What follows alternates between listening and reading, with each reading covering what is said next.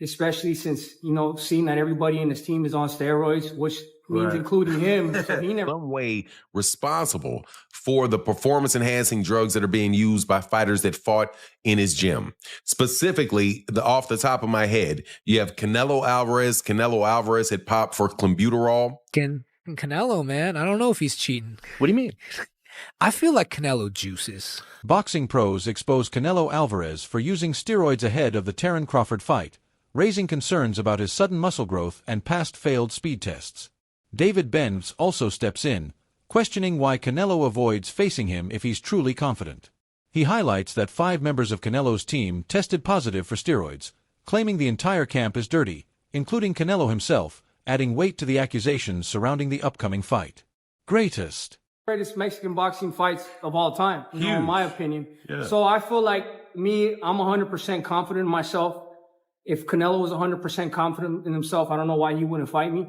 Especially since, seeing that everybody in his team is on steroids, which means including him. So he never got off You think steroids. he's on steroids? Of course. Sure. Sure. How does 5? You saw De La Hoya How do five people out of your camp get tested positive for steroids? Right. You know what I mean? all those fucking dudes in that camp are dirty. I seen Eddie Reynoso on my fight, so we made a joke. He said like he came to watch me the fight and shit. And then they're like, "Oh, you think he's?" In my head, I'm like, "What do you think Eddie Reynoso's thinking about?" He's like, "Are we gonna fight David Benavidez after seeing this fight?" In his head, Eddie Reynoso was like, "Fuck no, we not fighting him."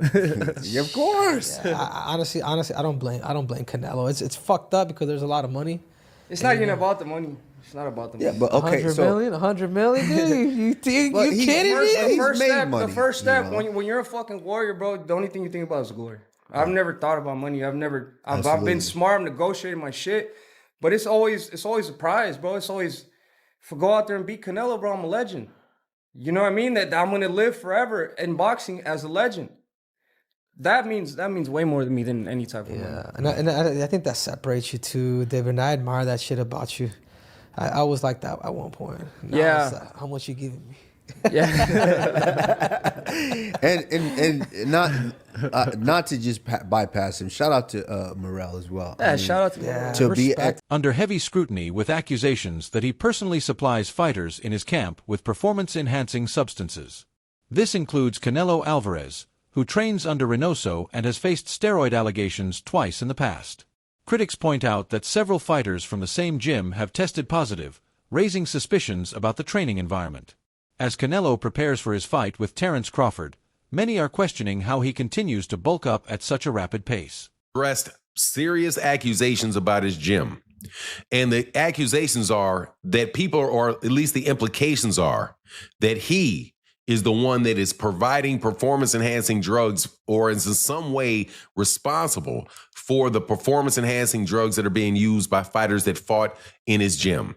Specifically, off the top of my head, you have Canelo Alvarez. Canelo Alvarez had popped for clenbuterol 2 times. For Fahim Satur, I'll say that he did it 2 times, even though I think it was for the same fight. But Canelo Alvarez popped dirty for clenbuterol 2 times. You have Luis Nery, who had tested positive, but I think Luis Nery tested positive before he was with Eddie Reynoso. Then you have Ryan Garcia, who popped dirty after he left Eddie Reynoso and went over to Derek James. And then you have Oscar Valdez. Oscar Valdez popped dirty while he was with Eddie Reynoso, but at the time he was still allowed to fight. You also clearly see that you have an issue with the fight that's coming up with Canelo Alvarez and Terence Crawford, in that you have one guy that tested positive and you have another guy that looks like he's using in order to get up and continue to climb up weight classes. You know, at a certain point in time, and this is something that Rolly Romero has said, certain point in time your body just doesn't do that. At a certain point in time, your body just doesn't do it. I'm 6'2", 200, and should weigh about 210. Closer to 250, but I should weigh about 210. I'm not going to get up. If I was 210 now at 50 years old, I'm not. If by 55 years old, I'm not. The only way I'm going to get up to 260 of muscle is if I'm juicing. Observers note that it's extremely difficult to gain large amounts of muscle naturally in your 30s. Yet, Canelo's current physique appears significantly bigger than before. This has only fueled further speculation, especially considering the history tied to Reynoso's camp. Fans and analysts alike are beginning to wonder if Canelo's physical transformation is natural or if it's another case of speeds quietly shaping the outcome of major fights. If for a 30-year-old, right, you remember, your body grows, men's body can grow in height and length up until to the extreme in your 20s. By the time you're 20, your height and all that stuff is there, right? Your height and your length. In your mid-20s, by the time you're 29, your musculature is pretty much there. It gets harder to gain and put on muscle after 30. So Canelo Alvarez is about to fight a guy that is going to put on 20 pounds of muscle. Joe Rogan's observations about Canelo Alvarez have sparked serious conversations across the boxing world. As a longtime commentator on physical performance and combat sports, Rogan pointed out how strange it is to see someone in their 30s bulking up this rapidly. He emphasized that natural muscle growth slows significantly with age. And yet Canelo has defied that trend.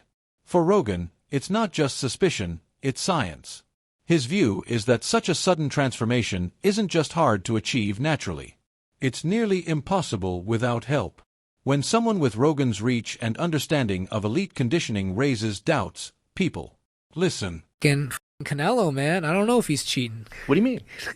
I feel like Canelo juices. But I'm a Triple G fan, so I'm a say that ahead of time. I just like Triple G. There's a lot of money on the line, and if I could get away with it, I would do it as well. Some tainted beefs. I think, well, he definitely got busted once for something, but it could have been from tainted beef. We don't know.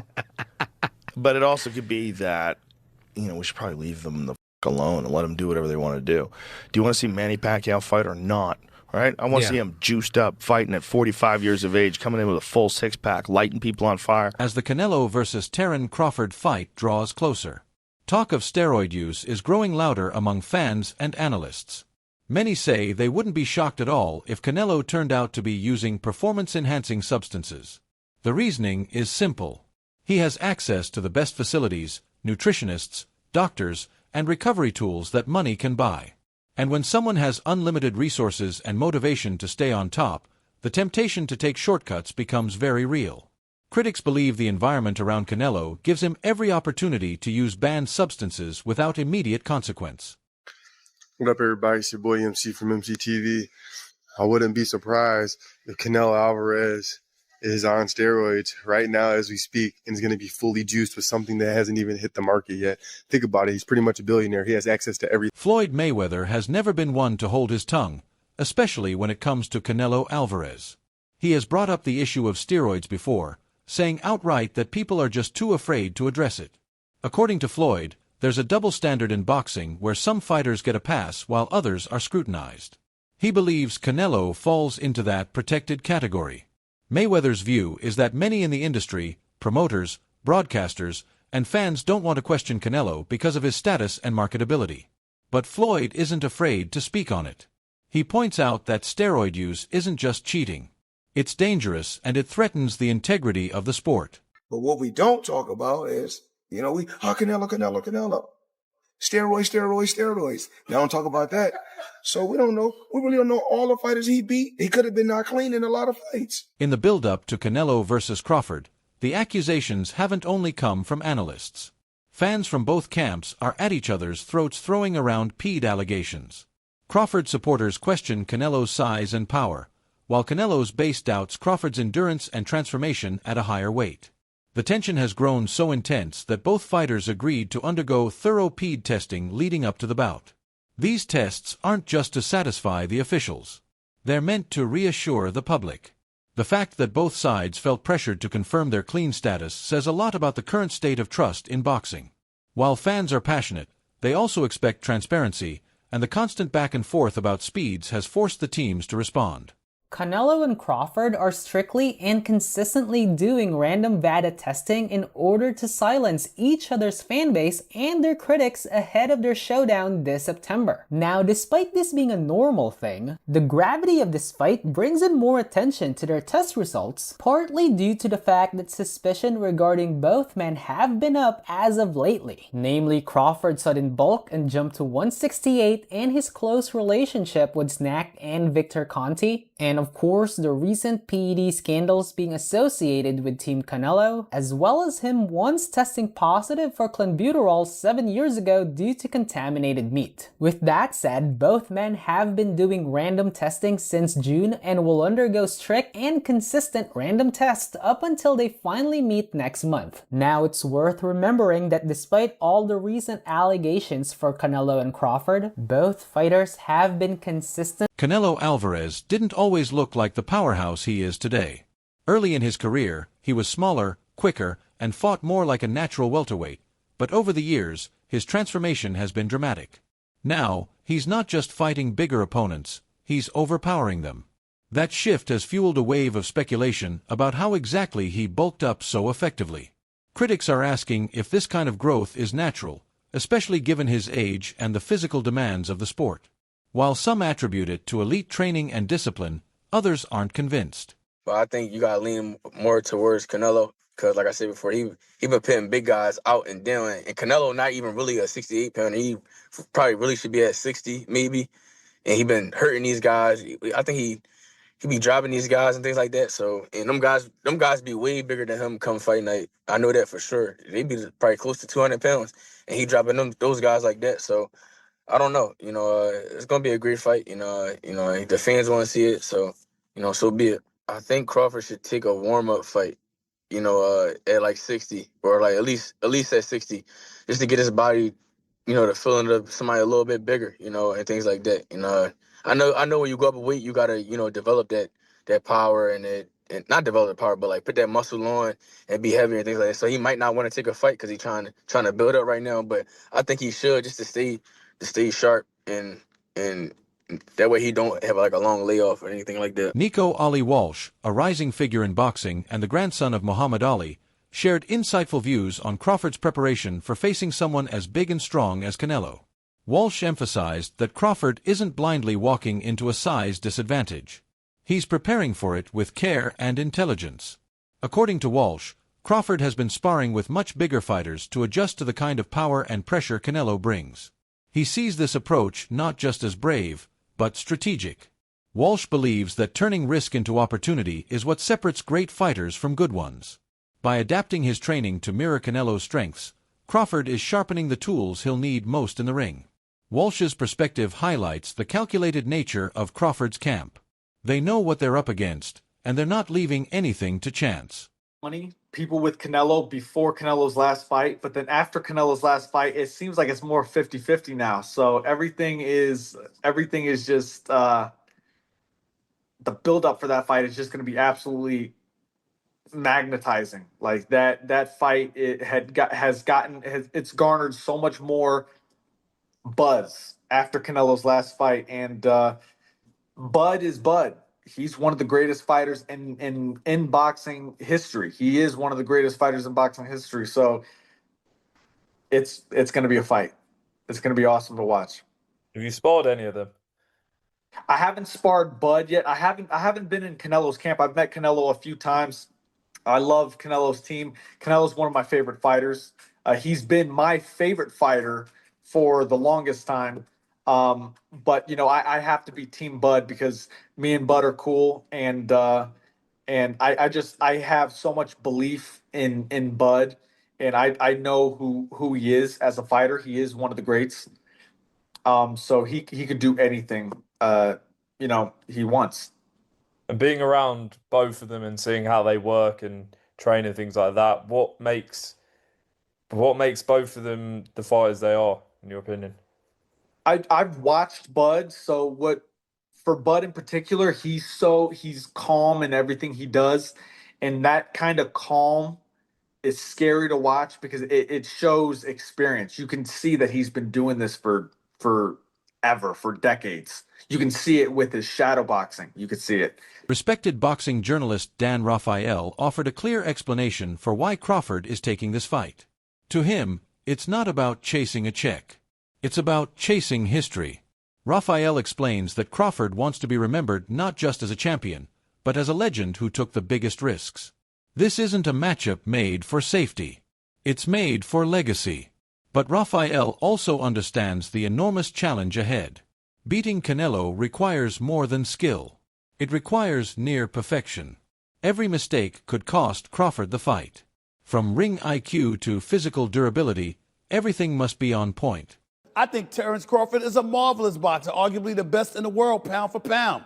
But can you hurt Canelo? If you can't hurt him, I have no doubt he can outbox him. My issue is, if you can't hurt him, what kind of a challenge can you truly pose? What do you say to that? No, that's a great point. I mean, here's the thing. Canelo Alvarez has a historically great chin. Now, I go way back when he first came to the United States and started boxing, and he found himself on an HBO pay-per-view undercard years and years ago, fighting against the older brother of the great Miguel Cotto. His name was Jose Miguel Cotto, and he had gotten a ton of hype. He had signed with Golden Boy Promotions, and a lot of those of us in the media. And I had seen him a couple of times before that. This is my first time seeing him in person, really paying close attention. And he almost got knocked out in the first round. And I remember Stephen A., all of us looking around at Media Row going, what the heck is this all hype about? This man can't take a shot. He's going to get drilled. He was lucky that the fight was over, that the round was over in round one, or there might have been some much more trouble. Stephen A., that was 16, 17 years ago. I've never seen him wobbled, rocked, physically, visibly hurt since then. He has an all-time great chin going in the ring with tremendous punchers. Terence Crawford coming up 2 weight classes, do any damage. Yeah, he's a slick boxer, and he's also a good puncher in the welterweight division, in the junior welterweight division, in the lightweight division. But even at junior middleweight, which is where Terence Crawford had his most recent fight back in August, when he moved up and he won a world title, he didn't blow the doors off. He fought a very tough, solid opponent named Israel Madrimov. He gave him a good fight. It was very close. Madrimov's people seem to think he might have even been able to edge it out. But if you can't hurt an Israel Madrimov at 154, what the heck are you going to do with Canelo Alvarez, the sturdiest guy in the world, at 168? So that aspect of it is certainly a problem. You mentioned about Charlo. Charlo was there to get his check. I know one thing about Terence Crawford. He's not going to just come to turn up to get the check. He'll at least try. And Charlo, I don't think, really tried. What sets Terence Crawford apart is his ability to control a fight without brute force. He doesn't rely on overpowering opponents. He breaks them down with timing, skill, and intelligence. Whether fighting orthodox or southpaw, Crawford dictates the pace and forces his opponents to adjust to him. This kind of versatility makes him a nightmare for power-based fighters like Canelo. While Canelo may have the edge in size and raw strength, Crawford's mastery of distance and movement levels the playing field. His strategy will likely focus on avoiding risky exchanges and exploiting Canelo's slower footwork. Crawford's finesse isn't just a style, it's a weapon, and when facing someone known for knockout power, being able to stay out of danger while scoring clean shots is essential. His adaptability makes him unpredictable, and unpredictability is something Canelo struggles with. Weight bullies, it's somebody whose style is based around being the bigger guy, being the stronger guy. But Crawford is a very cerebral, very technical boxer, and I think that's why I'd never really considered this before. But also, I didn't actually realize until I sat down properly and thought about this, just how much weight Crawford has been piling on when he gets into the ring after the weigh-in. And look, these are not numbers that are out of the ordinary, but he's obviously cutting himself down so much in camp from whatever his walking around weight is. And it must be muscle that he's taking off. And perhaps that's why he's only fighting once a year, because there will be some fat, of course there will be, but the dude is not overweight. The dude still looks pretty ripped from what I've seen when he's not in training camp. However, there's not that many photos of him with his top off when he's not actually in training camp. So it's really hard to tell what his body composition is when he's walking around at these big weights. But the fact is, his fight night weight was 169 let's just call it 170 pounds, which is huge, absolutely huge for a 154 pounder, especially. It's just shocked me that he's come up from 135 and now he's still putting on that much weight. He's rehydrating that much at 154. And indeed, to bring us even closer to the modern day, the thing that was posted, and again, this is the second time we've seen this, is why I'm kind of thinking there's a bit of a theme here with Crawford posting his weight when he's not actually in full training camp. On February the 9th, 2025, he posted an Instagram story and he showed himself weighing 186 pounds on a gym scale. Now, that's so much bigger than I imagined Crawford would be. I never thought this guy would walk around at 186 pounds. which for anyone who needs the conversion is just over 84 kilograms. And now look, it's not an unthinkable weight for someone, but for someone who has fought as low as Crawford has, who is generally as lean and as in shape as Crawford is, that's a lot of weight. Marcus Brown, who has seen Crawford up close in the gym, confidently dismissed the idea that Crawford is intimidated by Canelo's size or strength. According to Brown, Crawford has long been sparring with larger fighters, some of them built like heavyweights, and has handled the pressure well. This experience, Brown insists, gives Crawford a level of comfort that most fans don't realize. He's already accustomed to absorbing bigger shots and still executing his game plan. Brown also notes that Crawford never looks flustered or panicked in these sessions. He remains calm, focused, and tactical. That mental toughness combined with preparation might be the key to withstanding Canelo's power. I'm going with Crawford. Typically fighters, they don't want to say who they want to go for because, they don't want to be biased. Yeah. And much respect to Canelo, but I'm going Bud. Is there a particular reason why? Like, you're a guy that's moved up in weight, so you know exactly what it feels like to get hit by these bigger guys. Is that something that's going to play in the back of his head? Like, of course. Gotta watch out. It is, but it's not. Because at the end of the day, it's not like he just been in there, got in there with somebody bigger than him. He's always probably been sparring with bigger guys. You know what I'm saying? Mm-hmm. It's that boxing IQ, which, William Skull didn't put up no fight, but he showed somewhat of a blueprint to get this guy, in a space where he's confused. Yeah. And he can't touch his target that's in front of him. Yeah. You know what I'm saying? That's it for today's video. Stay tuned.